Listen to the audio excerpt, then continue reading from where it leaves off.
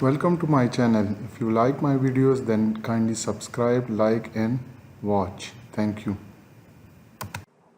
Bismillah Rahman Rahim, and welcome back to the second part of the lecture, that is from chapter number 6, sharing stresses in beam and thin wall member. So in today's lectures we are going to discuss how to find the shear stresses in the beam and thin wall member.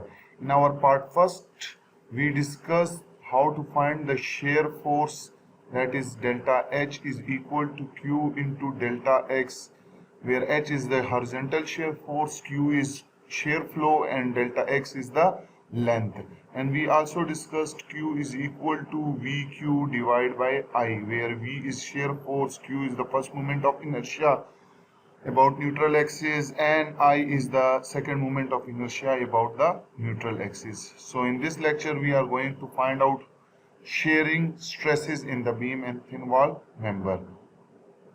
So this is the same thing that we discussed in our part first. So we came out with a conclusion that delta H is equal to Q into delta X. So this was a horizontal shear force. So how we can find the shearing stress? So definitely shearing stress will be equal to shearing force over shearing area. So this was the figure, and we find out the delta H that is acting on this space or in this area, that is represented as delta A. So horizontal shear force will be acting on this surface having area delta A. So we can find out the average shear stress by using equation delta H over delta A. So delta H is horizontal shear force and delta A is the area over this area that is parallel to this shear force. So if this area is represented as delta A and having thickness T, that is represented, and in this direction having delta length is equal to delta X. So tau average shear stress is equal to delta H over delta A, and we know that delta H is equal to Q into delta X over delta A. Now if we replace delta A with T into delta X, clear? So here I have represented A in term of T into delta X. Q is also equal to VQ over I, and delta X will remain same. So delta X will cancel with delta X, and we will have the equation of average shear stress is equal to VQ over I into T, where V is the shear force, Q is the first moment of inertia, I is the second moment of inertia about neutral axis, and T is the thickness of the beam. Clear? So this will be the average shear stress that will be acting over the surface of this C dash, C2 double dash, D2 dash and D1 dash. Okay, if we take the whole beam, not this section, I am talking about the whole beam. So you can see that there is no external force, shear force acting on the surface. So on the upper and lower surface of the beam, tau of yx is 0. So it follows that tau of xy is equal to 0 on the upper and lower edge of the transverse section. So you can see on the upper and lower portion of the beam there is no external shear force. It means that the surface have no shear force tau of xy. So we have discussed that if there is no shear force on the top of the beam, so the upper and lower surface of the transverse section, so this tau of xy will be also 0. Clear? One more thing is that we have calculated the average shear stress is equal to VQ over IT. Now this is the average shear force stress, not the shear stress. Clear? So this shear stress will be maximum at D2 and D2 dash and D1 dash, and it will be minimum at D. Why? The reason is that you can see that the thickness of this beam, which is d1 d2 dash, clear, or this surface d1 dash d2 dash is larger than the height or depth of the beam. So in this scenario, the shear stress will be maximum at d2 dash and d1 dash, and it will be less in d dash. So if the width of the beam is comparable or large relative to its depth, so you can see width of the beam is large, comparatively large or equal to the depth of the beam, clear. So the shearing stress at d1 and d2 are significantly higher than d. So average shear stress at d1 and d2 will be higher than at d1. Now we will show you some example of shearing stresses in rectangular beam and or wide flange beam.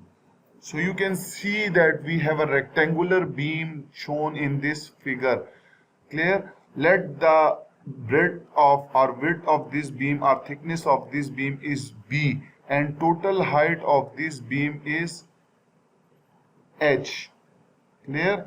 So definitely the neutral axis will be passing through the mid of this, and that will be passing through h by 2. So this will be your neutral axis. Now from neutral axis to the topmost edge, the distance is represented as c, which is definitely equal to half of total height. Similarly, the lower c is also same, and that is equal to half of c dash, clear. Now we take a small area above the neutral axis. Let this is the area a dash. This is the area a dash, in which we are going to find out the shear stress, that what will be the shear stress or what will be the distribution of shear stress. So as you know that shear stress is equal to VQ over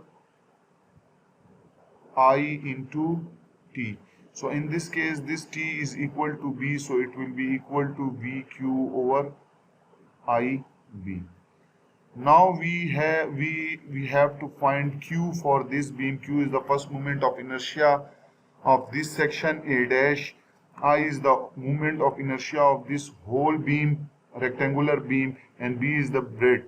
So we can find out the equation of shear stress in this rectangular beam.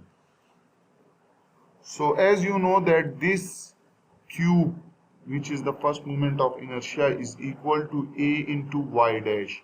A is the moment of inertia of this shaded area, and Y dash, what is the Y dash? Y dash is the distance from neutral axis to the mid of this area, to the mid or centroid of this area A dash, and this is Y dash, clear. So what is A dash or area of this shaded portion? So you can see it is B into this thickness, this height. So this is total is 1 over 2h, and this is h. The lower surface of this area is at a distance of y. So this distance will be equal to 1 over 2. Sorry, this distance will be equal to this distance minus y. So 1 over 2h minus y. Or you can simply say that it is equal to c over 2 minus y. Sorry, not c over 2. Let me write it. It can be written as c minus y. C minus y, because this total distance is c and this is y, so it will be equal to c minus y.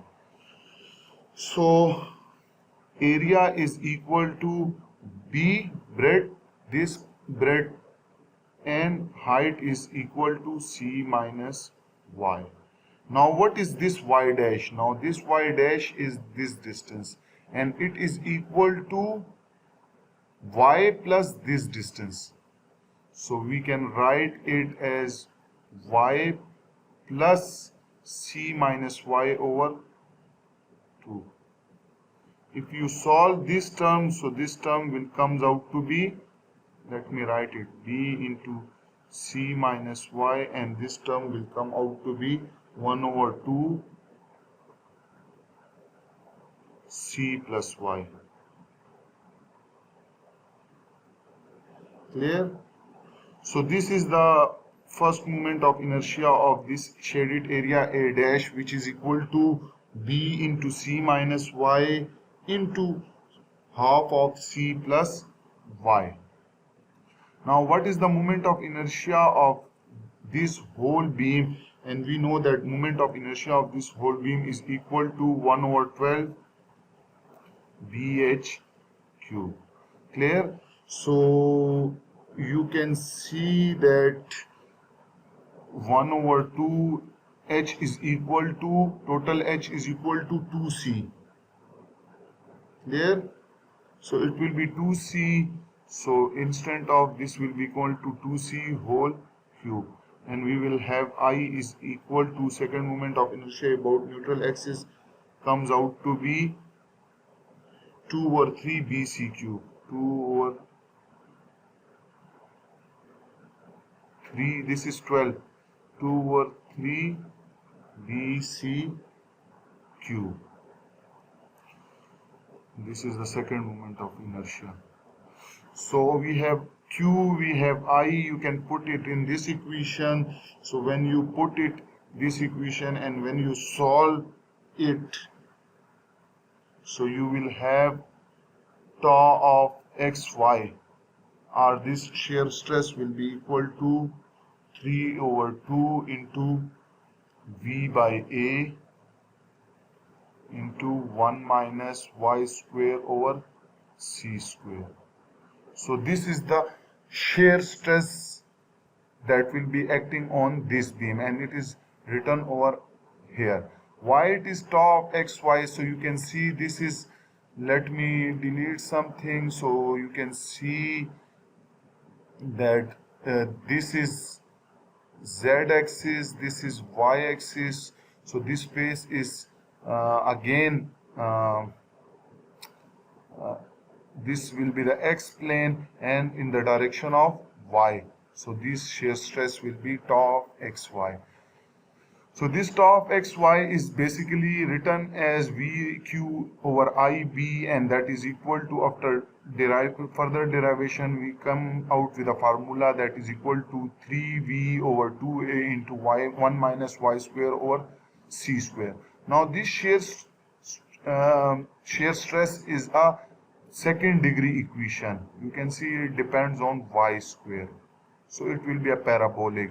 Now if we draw the distribution of this shear force over the beam, so if you put y is equal to 0, so if this is equal to 0, any 0 divided by something will be 0, and we will have the shear force will be, which will be the maximum, and that will be equal to 3v over 2a. So let this point is the maximum shear stress. If y is equal to c, if y becomes equal to c, because y is the distance from neutral axis to the point where you want to find the stress. So if y is equal to c, so this term will be equal to 1, and 1 minus 1 is equal to 0, so whole term will be 0. So means shear stress will be 0 at this point. Similarly, shear stress below this point is also 0. Also, it is a quadratic equation, so the distribution will be a parabolic distribution. So this is the stress, shearing stress in rectangular beam, or distribution of shearing stress in the rectangular beam. Now we can also have a wide flange beam, or W, or short beams, that is available in American standards. Clear? So you can see the figure over here. This is the thickness of this beam. This is total height, and distribution is shown. As we know that every shear stress is equal to VQ over IT. So you can see the shearing stress is maximum at the neutral axis because y is equal to 0, and shearing stress is 0 at the outermost. So for the first flange it will take some shear stress, and then whole shear stress will be exerted on this web. This is the web, this is flange, this is also flange. So shear stress distribution in the thin wall member will be like this. This is the average shear stress. So maximum stress will be in the web portion. For American standard S and wide flange beam, average shear stress which is equal to VQ over IT. By average V means that the shearing stress available in flange and web, but most of the shearing stress will be in the web because the neutral axis is passing through the centroid and that is available in the web. So maximum shearing stress will be available in the web portion. This portion, this is the web portion. Clear? And that is can be represented by using formula tau max is equal to shear force over area of the web. Okay, let's solve a design problem for the beam in which we will see how to design a beam that is given in this figure. So this is a timber beam. The statement of problem is that a timber beam is supported to support the 3 concentrated loads. So there is a timber beam that is supported by 3 concentrated load. We have given that knowing that for the grade of timber used, sigma allowable is 1800 psi and maximum shearing stress allowable is 120 psi. So you have to determine the minimum required depth of D of the beam. So in cross section of the beam is given that is 3.5 into D. So you have to design or you have to find out this depth D in order so that it can satisfy these conditions are maximum allowable stress and maximum allowable shearing stress for this load. So how we will design or how we will solve this problem? So first we have given sigma allowable, and as you know that sigma allowable can also be written as sigma max, and sigma max is equal to maximum bending moment into C divided by I, or we can also write as maximum bending moment divided by section modulus. So by using these forces we will find out maximum bending moment, and what we will do, we will have to draw the shear force and bending moment diagram. Once you draw the shear force and bending moment diagram, so you will get a maximum bending moment. We have the value of maximum bending stress. So we have this value and this value. Let me write it again. Is this maximum bending moment over section modulus. So you will have this value and this value, so you can calculate S. When you get S, and for rectangular beam you know that S is equal to 1 over 6 BH square, 1 over 6, let me write, we will also check it later, BH square, where H is the depth, clear, D. So we have this value, we have B, so we can find this depth D. Let me write it as D square.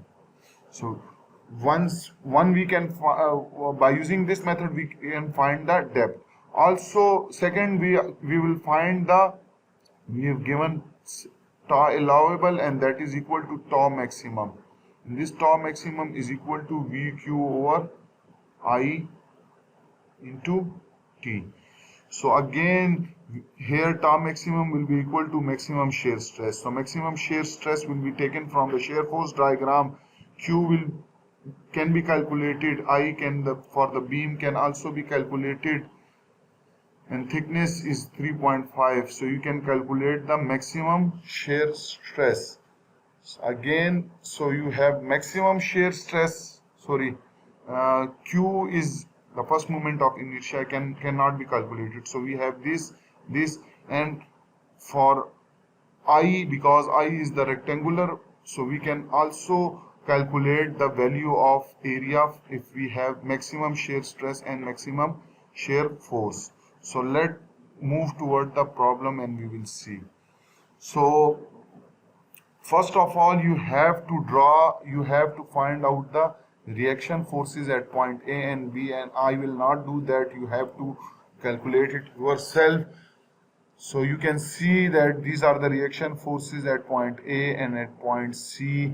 Now if you draw the shear force diagram, so you have to draw the two lines from at end of the beam, and you have to join these two lines. These lines show you the length across the longitudinal stress. Now you can see there is a shear force of 3 kips, so it will go upward to 3 kips. Now from A to C there is no load, so it will be the same. So at point C there is 2.5 kilonewton concentrated load. So 3 minus 2.5 is 0.5. So at point C it will reduce to 0.5. Now from C to D there is no load, so it will be remain same 0.5. At point C there is a load of 1, so 1 is downward and 0.5, so that will be 0.5 is plus, so that will be minus 0.5, so it will go to minus 0.5. From D to E there is no load, so it will be minus 0.5. Now this is minus 0.5 and this load is also negative 2.5, so 2.5 and 0.5 is 3, so it will be minus 3. Again it will be the same till this, so you can see at the end there is 3 kips and this 3 kips. So this is the shear force diagram. Now you know, for bending moment diagram we can find it easily by area under the shear stress. So from A to C the area is this one, so 3 into 2, which is equal to 6, that is written over here, plus 6. Now from area under the shear force diagram between C and D is, so this force was 0.5 and this distance is 3, so it is 1.5. Again this area from D to E, this area, so minus 0.5 into 3 is minus 1.5, and this area is total is 3 and this is 2, which is minus 6. Clear? So you can also calculate it. This is 6, 1.5 minus 1.5 minus 6. So if you plot them, so at point A there is shear force but no bending moment, so it will be 0. So at point C the area, the shear bending moment is 6, so you have to plot 6, and since it is a 0 degree equation, it will be a straight line, a linear line.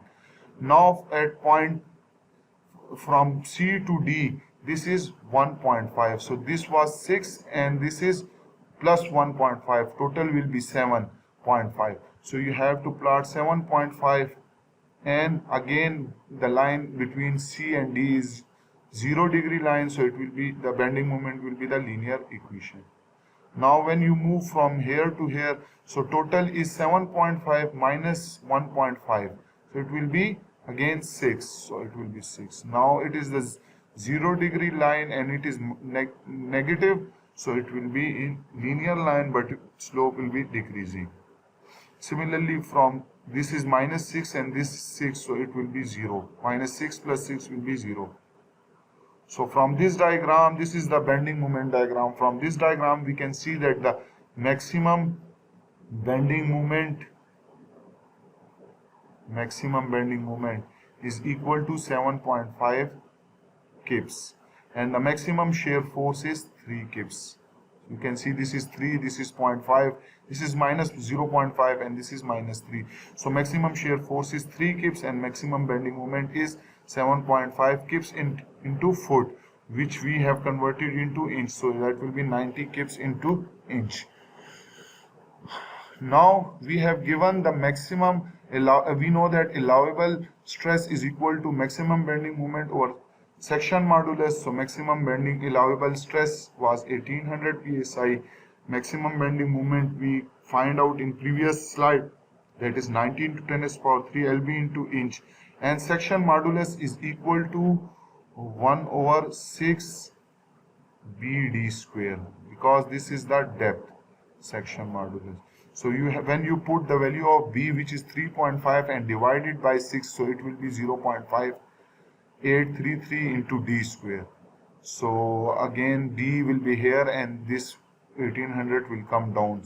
So when you take the under root of D square, so it will be D, and this D is 9.26 inch. This is how we can find the depth by using the allowable shearing stress, allowable bending stress or normal stress. Now we will determine this depth based on the allowable shear stress. Now we know that maximum shear stress from this figure, this is for rectangular beam. So maximum shear stress is equal to 3 over 2 VA, which is equal to 3 over 2 V max over A. And this maximum shearing stress allowable is given as 120 psi. 3 over 2 V is also obtained by using the maximum shear force diagram, 3 kips. And area, you know that area of this beam is equal to 3.5 into depth. So 3.5 into depth, which is unknown. So you can calculate the value of depth. Now if you see that we have two value of depth, one is this one and one is this one. So for safety purpose, you have to choose the largest value of depth. So we will choose this depth D is equal to 10.71 inch. Why we choose the largest? Because if we choose the smallest value, so maybe that is not supported by the allowable shearing stress or maximum bending stress. So if we use this depth, that will be that will satisfy the criteria of maximum allowable stress and maximum shearing stress. So this is how we have calculated the required depth of the beam, that is equal to the largest of two, and that is 10.71. Thank you for watching the video. If you like the video, kindly subscribe, like and share. Thank you.